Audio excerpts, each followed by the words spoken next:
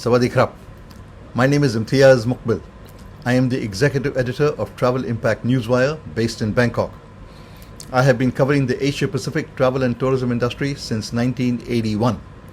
My detailed notes, research, reports and columns over the last 40 years are now being compiled into an unmatched history of travel and tourism, which I am sharing free so that future generations may learn the lessons of history, replicate our past successes and avoid repeating past mistakes.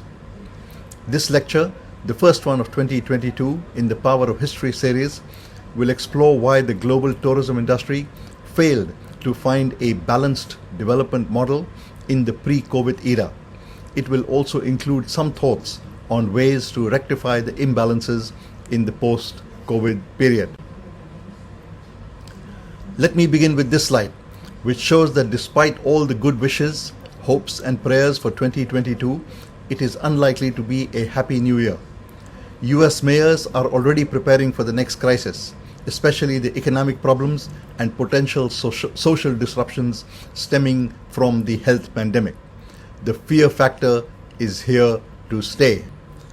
The COVID crisis has seen a lot of bluster about rebuild, rethink, restructure, redesign, re-this, re-that. This will be easier said than done, as the world is seriously off balance. The current situation is exactly as I forecast in the February 1999 edition of Issues and Trends, the flagship publication of the PATA Strategic Information Center.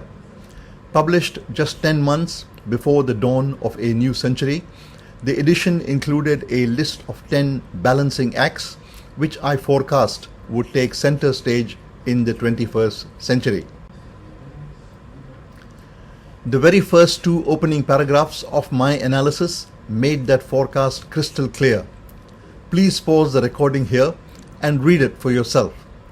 Let me also say for the record that PATA itself never took this forecast seriously.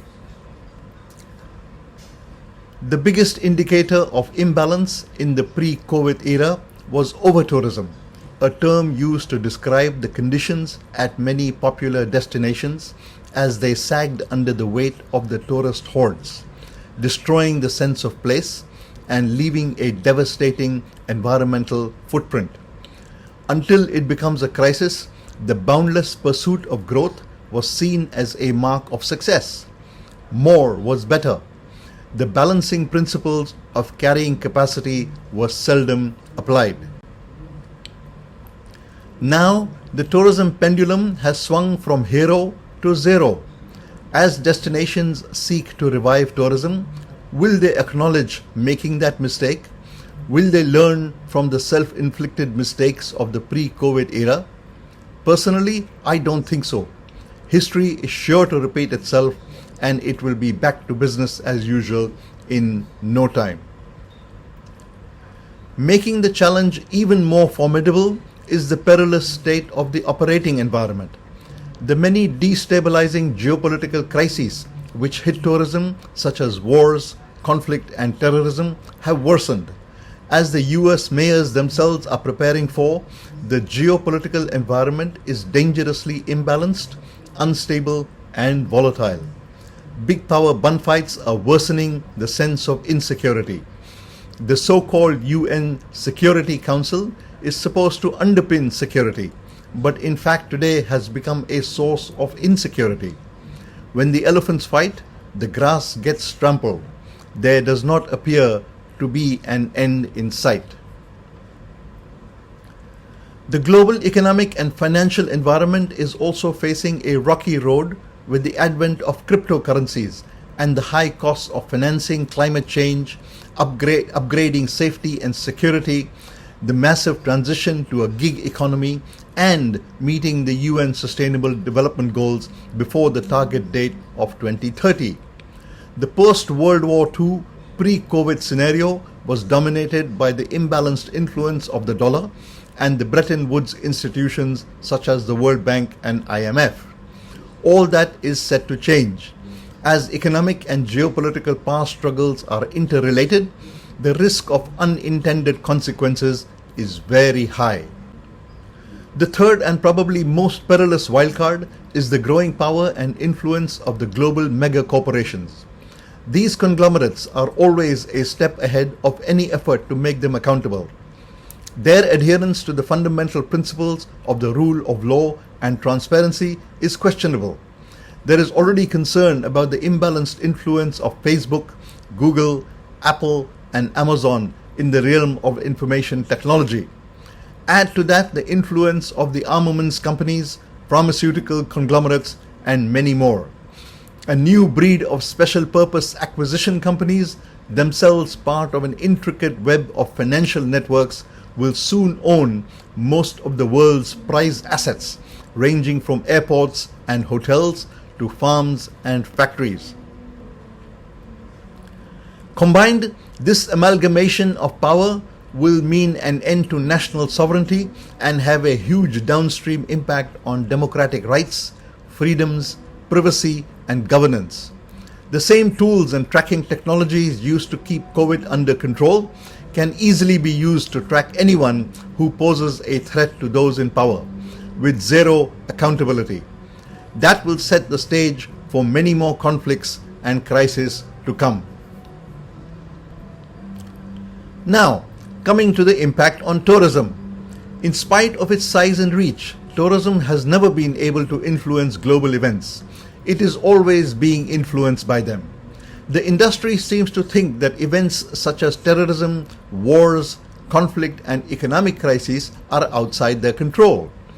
Although only acts of God are outside human control, the industry suffers from a mental blind spot that nothing can be done about it, as a result of which it does not even try, making that a self-fulfilling prophecy.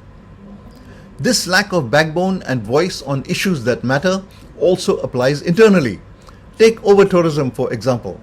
It was more than obvious many years ago, when mammoth cruise ships, aircraft, and convention centers were still in the design stage, that sooner or later that capacity would have to be filled.